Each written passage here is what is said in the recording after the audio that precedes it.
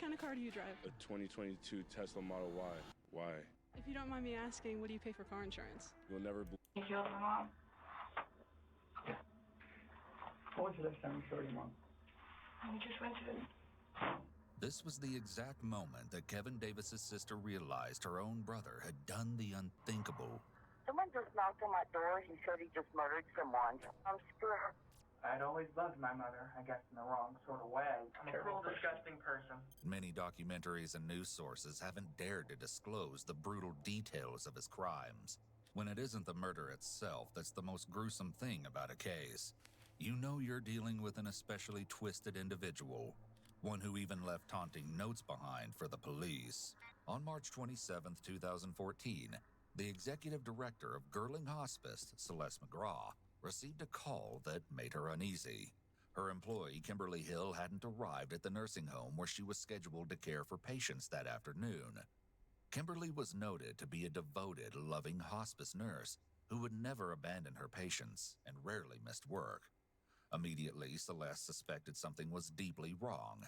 She dialed Kimberly's number, hoping to hear her voice on the other end, but the call went unanswered. When a fellow employee told Celeste that the police had called to see if Kimberly was at work during a wellness check of her, Celeste decided she couldn't anxiously wait by the phone for answers any longer. She and the director of patient care drove to Kimberly's home located at the Windrush Apartments in Corpus Christi, Texas, to try and get to the bottom of her unsettling and mysterious absence. But, to their horror, when they arrived at Kimberly's apartment, they found it awash in the red and blue lights of police cars outside the doors. Celeste pulled a police officer aside to ask questions, only to have them apologize and tell her that an incident had occurred, but they could not give further details at the time. Celeste had just spoken to Kimberly the day before on March 26th. Kimberly seemed to be in good spirits, and nothing was out of the ordinary. Now things were wildly different. The next day, Kimberly's 51st birthday was meant to be a day of celebration, a day to honor everything that Kimberly was. And indeed, there was a lot to honor. She was a devoted hospice worker and mother, and during the Gulf War, Kimberly was a Marine corporal who served as the only woman in her Saudi Arabian work sector.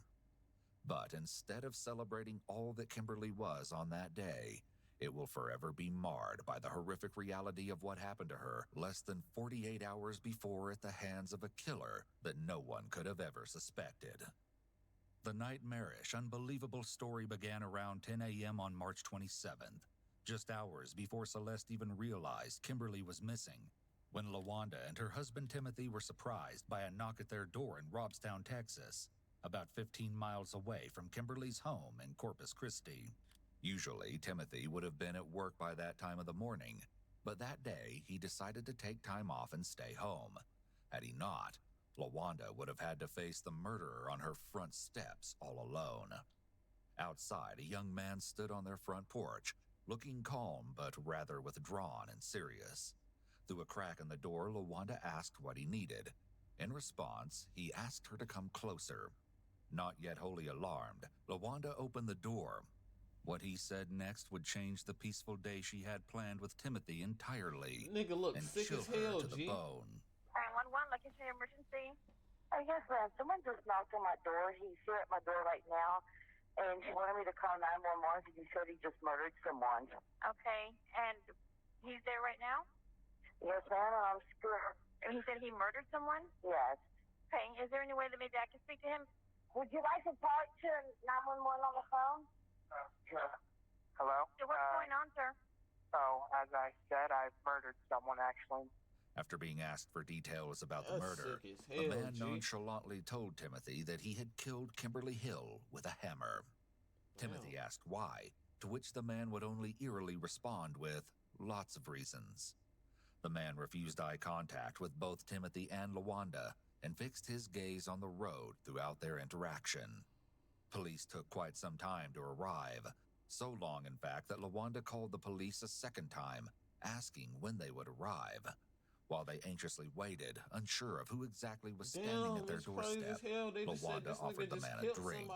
In response, he told the couple that their kindness made him nervous because, according to him, no one had ever been nice to him before. When the police finally did arrive, the young man put his hands up, surrendering. He confessed once more to the deputy on the scene that he had murdered Kimberly with a hammer. Of course, that wasn't even half of the horrific truth of what he did. With his confession, the police took him in for questioning. Soon after, they reported to Kimberly Hill's apartment. They found the door locked, so they contacted a maintenance person to give them a key that would give them access to the apartment. What awaited the police behind the locked door would not only horrify them, it would weave a tale so tragic, so unbelievable, that it would appear like something straight out of a horror movie. Upon entering the home a little after 10 a.m. on the 27th, police were instantly met with a disturbing scene. The couch in the living room appeared to be covered in evidence of a sickening event. Next to it, some of Kimberly's blood-stained clothes lay in a pile. A trail of the red substance and what appeared to be drag marks led from the couch all the way down the hallway, one that was adorned with family photos of the smiling, happy family. The trail led into the bedroom, where officers found the body of Kimberly Hill on the bed. She had 18 lacerations to the head. Damn. Beside Kimberly on the carpet was a hammer, also covered in red, consistent with the young man's story. But that wasn't the only weapon found at the scene. Police also discovered a knife on the couch where the initial attack looked to have taken place. In the bathroom, police discovered what appeared to be the young man's clothes in a heap next to the bath. His shoes were covered in long blonde hair that looked to be Kimberly's. The socks in his pants were speckled with red. Along with all of this, there was a smear in the bath as if someone had tried to wash off there.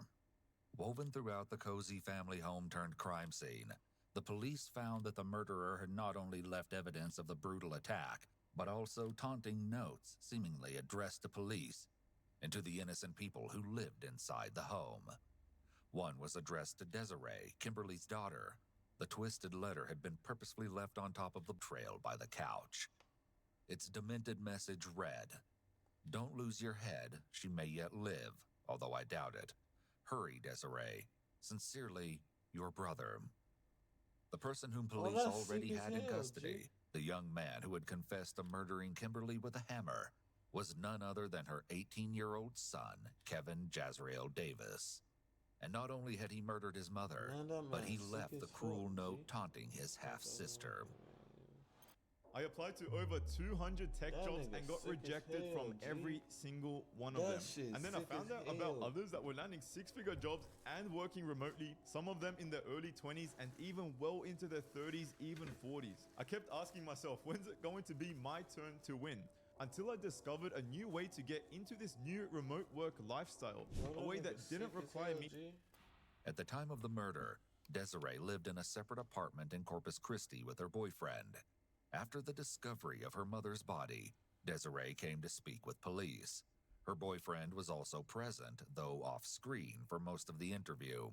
The following interrogations have been analyzed by a qualified team, including an individual with a master's of social work, a licensed clinical psychologist, a former licensed professional counselor, and a licensed professional counselor. Bro, he had to be sick as hell to do the shit he did. G. He had to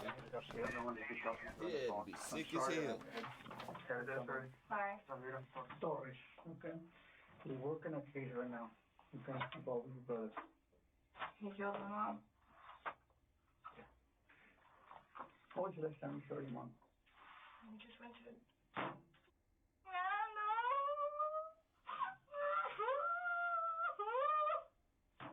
Understandably, Desiree is heartbroken after finding out that her Damn, half-brother bro. killed her mother.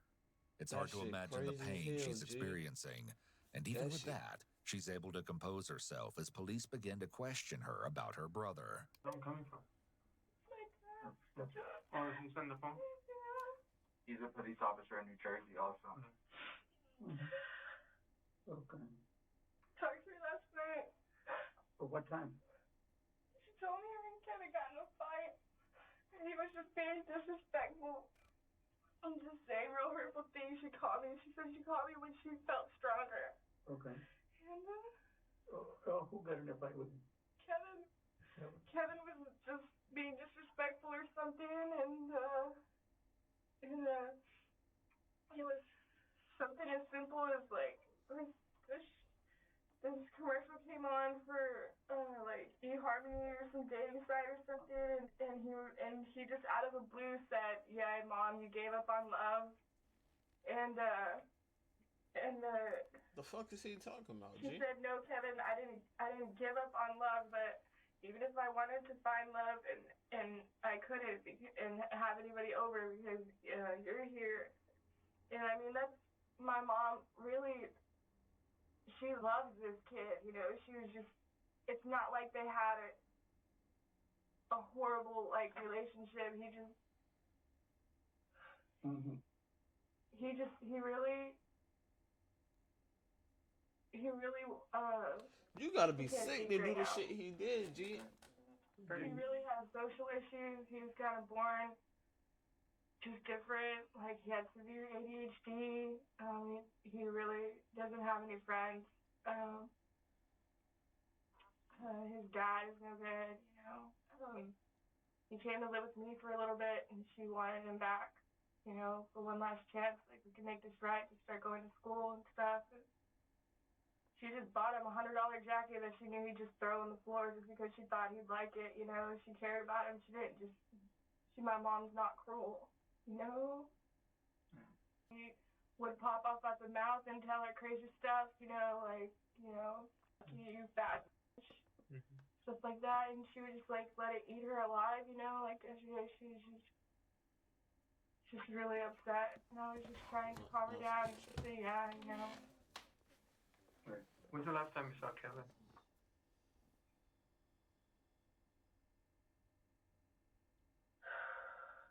Picture your face right now. The last time I saw Kevin is when we went out to eat. Him and her and my brother picked me up. And, What day was that? I don't know. I have to look back on my phone or something. But was he acting just like he always does, or was he acting different? He was acting normal. I'm pretty sure that this is just a spur of the moment type of thing. He's always had a few issues. Yeah.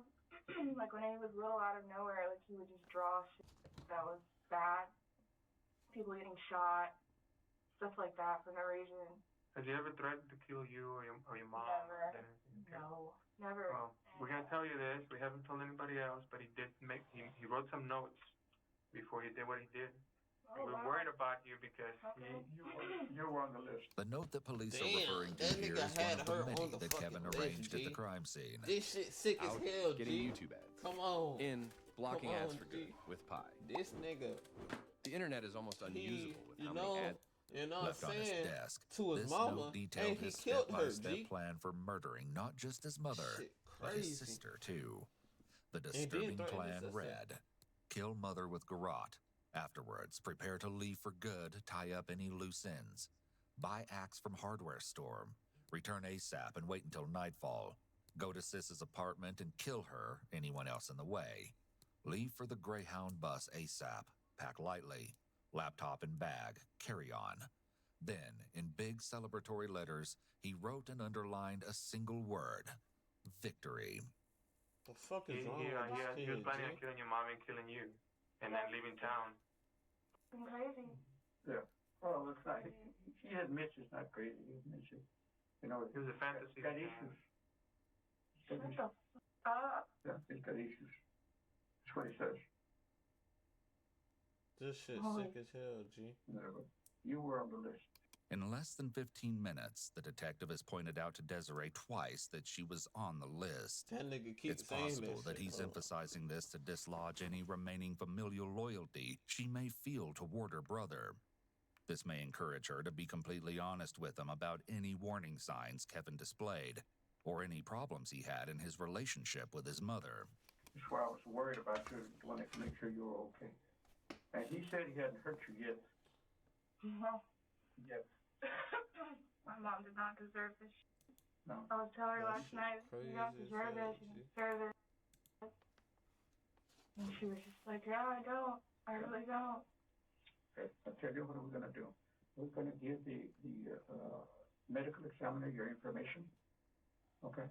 And what you need to do now is Identify a liquor? yeah, how much Man. how much family. After my mom. This is it. This is after This years. is the family. Yeah, this was my family. It was my mom You need to and my do brother here. anything you want to ask of us? What you think? We may have an answer if you want. How is he? No, I don't want to hear that right now. Really? All that matters right now is she's 6'5". I'm pretty sure he probably put it in the worst way with a hammer. He stabbed her to death or something. Desiree's comment here about how Kevin probably did it in the worst way is unsettling and unexpected. She claimed that she never saw Kevin being physical toward their mother, which makes it surprising that she is so certain that he was unusually cruel or violent in the way he killed her. It's likely that Kevin exhibited behaviors beyond verbal abuse that made Desiree believe he was capable of violence. How was my brother during all this? Was he just straight-faced? Yes. This nigga sick as hell, G. He's here in another You just room. gotta face it. Okay. Suffice to doing it. So he admits doing it. He's got no bones about it. I can't believe it. I guess they're gonna find out now, right? How she died or whatever. If you're ready for it, I can tell you. If you're ready for it. If not, we can hold I on. mean, I gotta just like get it out. I can't just draw this out, you know. You did it. Damn, G. All right. It's all right now. It's all right. Damn, G. The best person stabbing. That's where it's good. Did she? Oh my God. Yeah. He did. This Did shit you sick say how as he was hell. gonna kill me? Huh? Did you say how he was gonna kill me in the letter? Probably the same way as her. No. G. But he Can I had. see his face? He had you in your list. Like, he dead ass Can I see his face? planned to kill his whole family. Keep in mind that Kevin would sometimes stay at Desiree's apartment, which made the news of this plan all the more disturbing. Following this, the detective takes Desiree across the hall to fill out forms for the funeral and identification. Desiree's interview painted a helpful, though grim, picture for the police of Kevin's relationship with his mother. It seemed that Kevin had gotten into an argument with her prior to murdering her, and that he'd been acting cruelly toward her for some time. Even so, it was clear to the detectives that because Kevin had absolutely no prior history of criminal violence that anyone was aware of, Desiree never could have expected that Kevin was capable of gruesomely murdering their mother and planning to do the same to her. This was me, struggling to keep up with posting consistently on YouTube and getting less views than normal, until I found Spotter Studio. As Kevin waits in the room for detectives to arrive, he sits almost motionless for a full minute. The officer in the blue shirt presents Kevin with his written Miranda rights and walks him through them, having him sign the document to ensure he understands what is about to take place. Though it would seem like the killer confessing and writing his plan out on a piece of paper would give the police all the information they needed, the crime scene and confession brought about more questions than answers. Fortunately, law enforcement wouldn't have to dig to get the details of what happened the night that Kimberly was killed. He confessed to every minute detail of his heinous crime. Saying earlier, you've talked to some people, you want to get some stuff off your chest. We're here to listen to you. Why are you here? What happened? And tell us what happened. Well, has anybody gone to the house yet? Do you really? We know what happened. We have, but we want to hear it from you. Or we have an idea. You don't know what to tell us. Start at the beginning, man. What caused all this? I'm bored with life. I don't like life. I don't like people. I don't like living it, basically. Kevin's comment is a clear red flag for other mental health disorders as well, such as antisocial personality disorder. Those with extreme antisocial personality disorder may be classified as psychopaths. Psychopathy is associated with abnormalities in the brain's reward systems, including the prefrontal cortex and the limbic system. These regions play a crucial role in experiencing pleasure and motivation. Psychopaths may have a reduced sensitivity to reward, leading to a diminished ability to experience pleasure from ordinary or mundane activities. As a result, they may seek out intense or risky experiences to compensate for this deficit. They also tend to have difficulties with emotional processing and empathy. The emotional circuits in their brains leave them with a reduced capacity to experience emotions on any deep level. This blunted emotional experience may also contribute to their constant search for stimulation and excitement in order to garner an emotional response.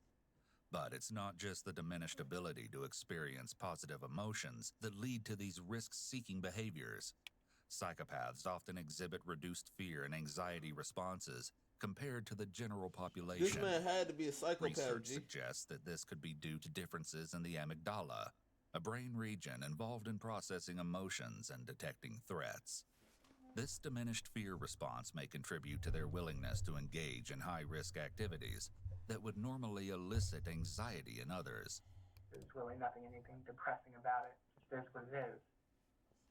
And so, I wrote the note.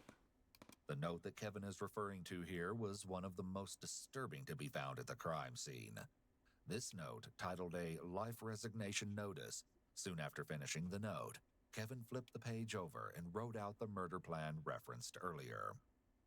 The Life Resignation Notice is dated March 26, 2014 at 6:51 p.m. and reads as follows. I had a change of heart. I said I was going to do it, and so now I need to stick to my word. I'm a man, after all, albeit a hilarious one. Too much damn work, so many obligations. Seriously, people. But most of all, me. By the way, I've always fantasized about murdering you too. It's kind of funny how you never really know someone, not even your own son or brother. Sorry for the bathroom mess, Mother. Good luck recovering from the shock, you two.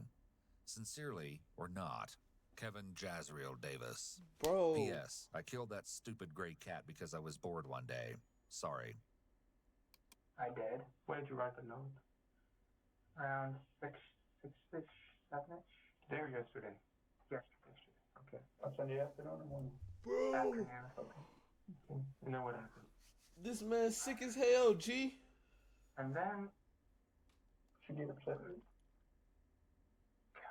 well, no, actually. I mulled it over. And then on a whim, actually, I turned it over, wrote a plan to kill both my mother and my sister, quite frankly. That's always been a thing of mine. Is it like a fantasy thing? And, It is, actually. So, that didn't happen. So this nigga This nigga been fantasizing that shit, G. He been Work Come out on, G. apparently, or at least the one scribbled on a piece of paper, because she had decided she was sick of this stuff. She was going to go send me to live with my sister again. And so I kind of left off in a fury and just did it right then and there. Okay. You did what?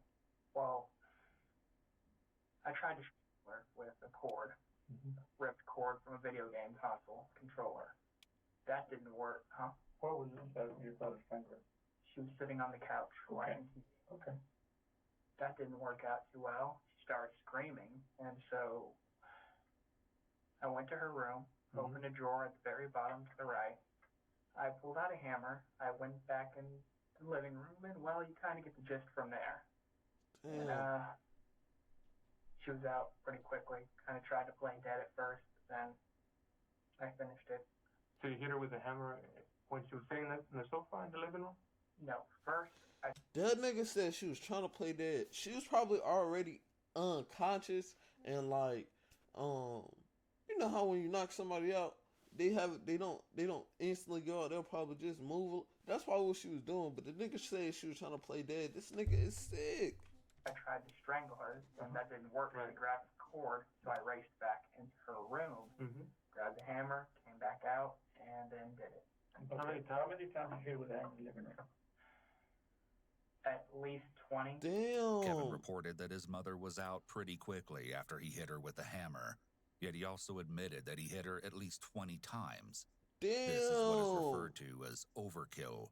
This may be indicative of pent-up rage. Although cases of a child killing a parent are rare, the use of overkill in those cases is common. Then she was still alive. I dragged her into the room, as you probably clearly saw. Did you use a knife on her? Actually, I was going to, but no, I didn't get to do that. Did you, I guess you never got to stab her with a knife? No. It was all with a hammer? It was all with the hammer in my hand. Where did you hit her with the hammer? The head. All in the head area? All in the head, I believe. I may have gotten her hand because she was covering herself. Okay. Is this in the front or the back of the head? Top, back, mainly. No, actually, the entrance wound is around yonder somewhere here. God damn, just thinking about yeah, that shit well, make a nigga sick, G. Okay.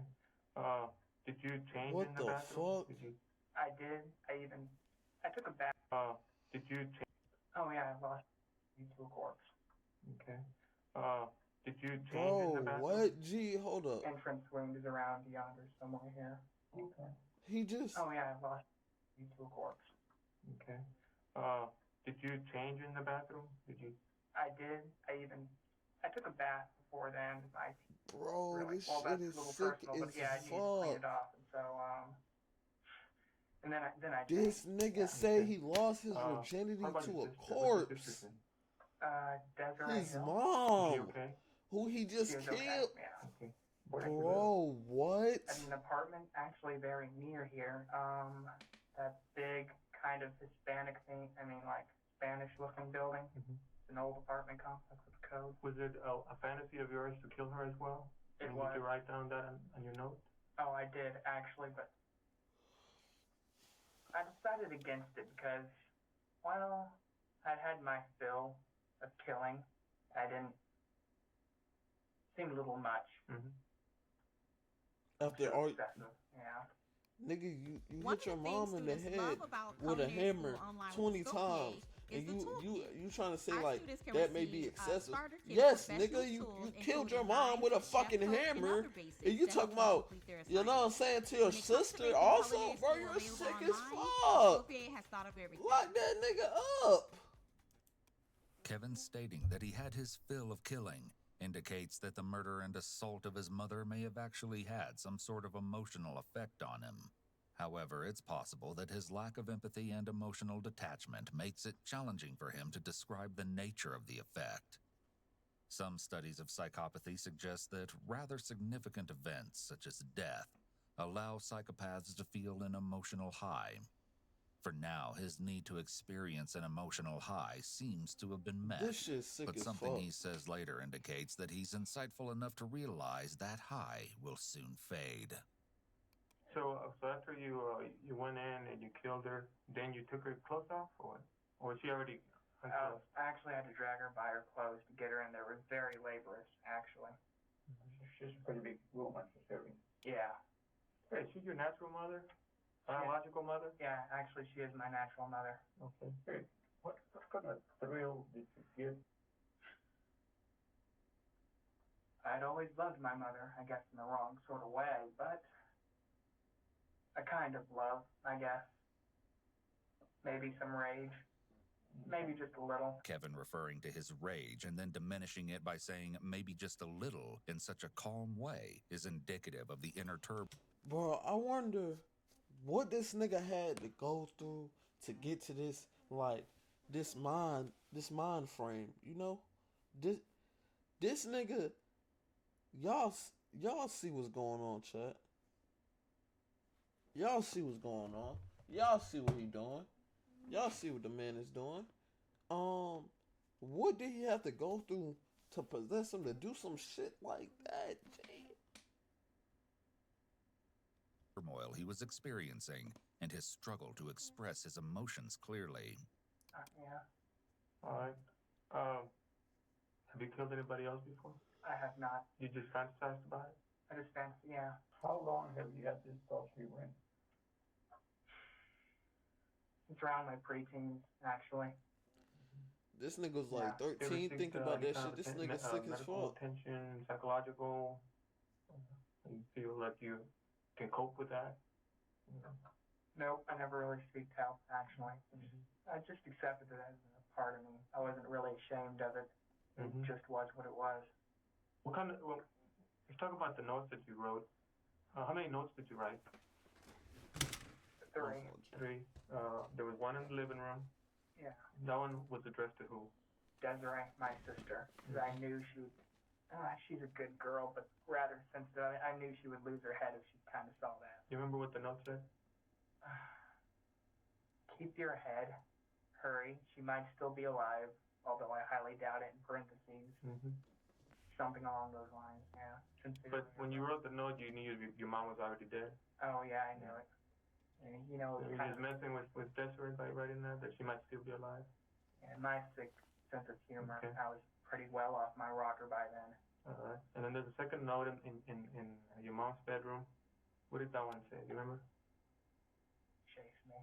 Was that addressed to the police or to who? I was in a very playful mood at the time. Okay. I just Something is wrong. I just wanted to run. Just wanted to see how far I could get. But Yeah. So what? Your plan was to leave town, or what? According to one of the notes that you wrote. oh yeah, But a bus, yeah, maybe the Greyhound bus. I was gonna try to get out of the state or anything really. Okay. But I guess something else happened. You ended up at somebody's house. No, What actually. happened? I told you my plan was foiled because she talked to me. She said my sister's gonna come pick me up now, like in a few minutes. Uh-huh. Go over with her, and that's when I said it's time to act. Okay. Now or never. I see. I just went over there to their house to use their phone, and then they wanted. I was using their phone, so I thought I might as well tell them when they asked me questions. I mean, they had questions on using their phone. Where was this at? Where did you end up at? Ultimately, I ended up in the backwoods of a ditch. Here in town or out of town? Robstown. In Robstown. How did you get over there? In Corpus Christi, I biked halfway, and then I got to the train tracks, and then I ditched the bike in the thick woods, and then from the train tracks, I just walked. To Robstown. Yeah. Okay, and then you came up to the. You know this nigga had to be. You know this nigga had to be like mentally fucked up because it's like the nigga got on the bike, went through the woods, and instead of like continuing to ride the bikes, like that shit gonna get you farther, faster. He started walking through the woods, G. Come on, G. First house that you saw, or how did you? Oh. How did you go to this house to ask to use the phone? Initially, my plan was just to run as far as I can, but then I ended up crying my eyes out in like the thick woods, like, what did I do? And I realized, you don't know what you lost till you've already lost it. Kevin's decision to run away was likely an impulsive act. After the adrenaline wore off from the murder and the physical exhaustion set in from biking into the woods, it's possible he realized that he didn't actually have a real plan in place to sustain himself for a life on the run. His comment about not knowing what you have until you've lost it is a common phrase used in grief, though here his lack of emotion indicates that he may not be grieving his mother, but grieving what she's provided for him. He was presumably dependent on his mother financially, so with her gone, he may have realized that Joe didn't look too bad compared to living on the streets or hiding in the woods. He'd already expressed interest in ending his life, so the death penalty may not have been a deterrent for him turning himself in. This is not funny though. Other than your life, you just give up on life now and you need to tell somebody what happened, basically, right? I guess, yeah. Your inside is you want to do one thing, but your inside tells you more, like your heart, right? Talking out of your heart. Nigga don't got no You heart. feel sorry you did this to your mom? In a way, yes, but I wouldn't take back what I did. Damn. It's strange, really. I did love her. Bro, that's in sick a way. as fuck. Bro, that shit's sick as fuck. That shit is sick as fuck to even think about, bro. So, basically, the only person he's ever had, like, skin to skin with is his mom, bro. That's sick as fuck. Bro. Like, what the fuck?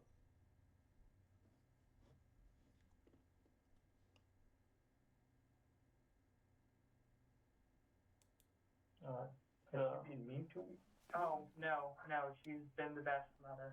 Okay, so she is nothing that she did. Oh, absolutely nothing, no. If I was to ask you, what did she do to deserve this, what would you answer? Absolutely nothing. I'm a terrible, disgusting person. Yeah, basically. How'd you come up with the idea to kill her? How did I come up with it? Yeah, was it?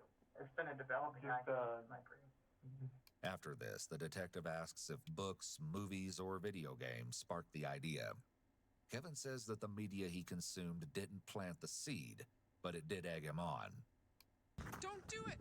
You can still earn income while learning how to code! But I'm a janitor! There's no experience required! You mean anybody? I'm just interested because it's something unusual and you're here telling us about it and you appear to be a nice guy. You appear to be a good guy. You're not yelling and screaming at us. Seems very rational. You're very rational. You're pretty good guy. This is what I'm trying to figure out. That's all. They call this nigga rational. Despite how I ended her life, I'm kind of more fascinated by the more artistic ways of murder, the meticulous manner. I mean, such care, such love. And Where did the hammer come from that you used? from her drawer. Okay. And then after you killed her, you just left it there? The hammer? I did. Yes, that's the one you used? Mm-hmm. Okay. And there was some blood in the knife, but you said you never used it? I guess just blood just from where you grabbed it around the... Yeah, actually, I used the knife in the living room, and then didn't I take it with me? Explain to her how you grabbed her so that you wouldn't leave such a mess in the carpet. That... Did you carry her from underneath the arms and just dragged her, or how did you drag her? It was very sloppy, actually. I kind of just winged it. I dragged her from her shirt. I dragged her by her legs. I dragged her by any way I kind of felt. Okay. I don't really exert physical labor, too, so I'm not a very strong person. Should be there. You are. Yeah. You have your own bedroom there? I do. Okay. All right. So the note where you wrote the plan that you were going to leave town and kill your mom, kill your sister, that was the one that we found there. We found it in one of the bedrooms. Not where your mom was, but the other one. That was your room? Yeah. Two-bedroom apartment. The big, blank, sloppy looking, yeah.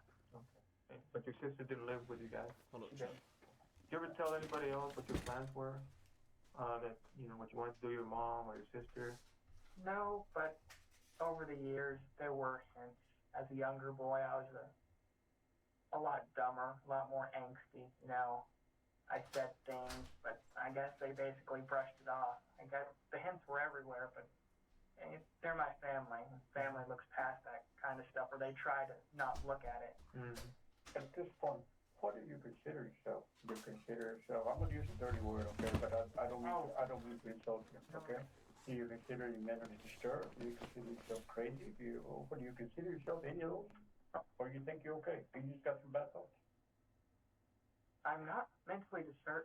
I mean, I'm sane. I know exactly Boy, what I you is did. not. Boy, you is not sane, nigga. You is not sane, nigga. Do you not know what you did, boy? You is not sane. You do not got this in your head, G. You is not sane. Don't say that you sane. So when they ask you, are you mentally disturbed? Yes, you are mentally disturbed. That's how the nigga said. No, I'm not mentally disturbed. You are though, nigga. Like, come on, G, you totally mentally disturbed. Wrong. What you did? The traditional What you sense did? of wrong. Boy, It was just you a got fantasy you fried. had. You had to carry it out. Yeah. That's it. You still feel like, you're done with your mom. You still feel like you want to keep on killing? Came here to pay for my crimes, so I guess I should continue with the truth. Mm-hmm. Truthfully, Yes, definitely. I would kill again.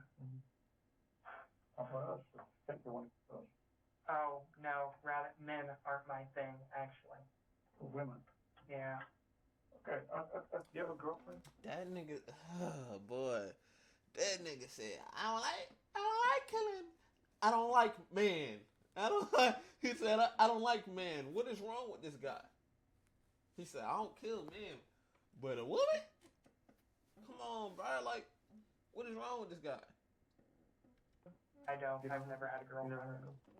I'll tell you what, give me your fancy of Judging ain't gonna do nothing. fancy killing would be. Judging Your ain't gonna do ace nothing. killing, what would that be? This is a little peculiar. I'm on camera. Okay, I'm not surprised at what I'm going to hear, but you tell me. maybe dressing up in a nice suit, sneaking into her house, disabling her boyfriend. I'd bring a pretty dress with me to dress her up in. I was always into, but after that last blunder, I guess maybe something big and sharp would be more along my thing. I prefer my women dead. I'd dress her up, I'd stitch her up, and then I'd go to town, and it would be a night to remember. And then I'd kind of just burn everything and run for the hills. Bro, Before that, you had never had. sick as hell, G. Well, Kevin takes a long pause here to decide how much he wants to reveal to the detectives. What he's about to disclose to them takes his sickness to another level. And yet he remains nonchalant as he tells them the horrifying truth. I guess since I'm being quiet about it, I might as well tell you now. Yeah, and it's on the note too, the PS part. We used to have a gray cat named Claire. Body's a body, and in the end, piece of meat. I guess it's harsh to say, but Starting today, anyone can monetize with ads.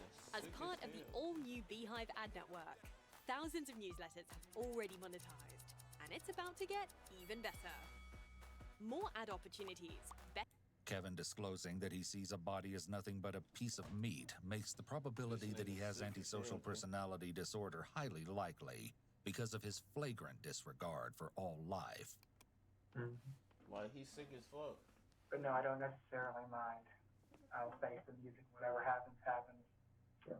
There's not a happy ending for me. Tell me, what do you think should happen to you? What do you think your punishment should be?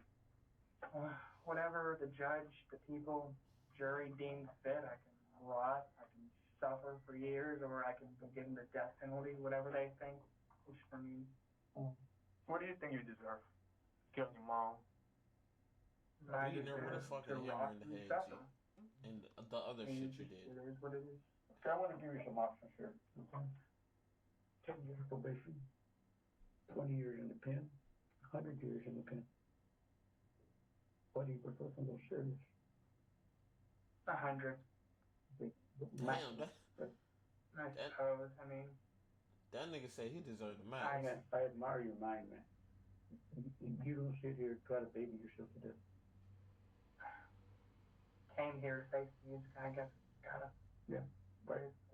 Yo, Thank you, brother. don't shake no nigga hand for no shit like that. Do you not know? I would never shake that nigga hand. Do you not know what that? Do you not know what that nigga did? Ain't no humility in that. Ain't no relatability. Ain't no us shaking hand. Ain't no camaraderie, my brother. Do you not know what you? Not even my brother, nigga. Do you not know what you did? Yeah, it's like I commend you. I don't commend you for shit, nigga. You did that sick ass crime, boy. You know you did. And you admitted to that shit like you should have, nigga. You know what you did, nigga, because that's some sick ass shit to do. Anything else you want to add about what happened that's important that we should know? Not really. I'm sure interested in other colorful details. Have you ever heard your sister? No, I haven't. No. Anybody else? No. This is the first time you're saying that you killed somebody? Yeah. A person, not an animal? Yes. Do you want to know what's going to happen to you now? Oh, sure. Okay. Very simple. You're going to be booked at the county. First, you take the city vicinity. You're charged with murder. Then you will be transferred over to the county, where, of course, you'll go to the county jail. They'll set a bond for you and everything else. And if you can afford to get out of jail, then I mean, so be it. And if you can't, sit there until your trial. And they may not be too proud of you. Oh, of course. I don't expect people to think very highly of me after this. Hey, but like I said, I admire you for your honesty. Bro, I don't admire this nigga for nothing, bro. You cannot admire this nigga Following for Kevin's nothing, confession G. in his interview, he was Come on, G. arrested. Cannot Though at admire first this he nigga for pleaded not nothing. guilty to murdering his mother just as his trial began, he entered a guilty plea. According to his attorney, he was offered a sentence of 60 years in prison, but Kevin refused. Perhaps it's because he truly thought he deserved more time, or maybe it's because, for some deeply misguided reason, he thought he was going to escape the charges altogether. At the trial, the jury was shown Kevin's interview in its entirety, and also heard some additional details. It's no surprise that after that, it only took the jury an hour to deliberate and find him guilty. He was sentenced to life in prison, and at the time of this video's posting, he resides at the John Montford Psychiatric Unit in Lubbock, Texas. It's unknown if he received a mental health diagnosis sometime after his arrest, but his placement in the psychiatric facility makes that seem likely. I mean, if they put that nigga in the fucking psych ward, I think he had some fucking psychiatric issues. But that's just my opinion, bro. That's just my opinion. But like, that shit crazy as hell, nigga. Like, what would possess you to kill your mom, G? Your mother? Your mom? Your mommy, nigga? You sick as hell. You need to chill for that one. But hey, actually, I don't believe in the chair shit. Like, I don't feel like the death penalty should be a thing, bro. I feel like that's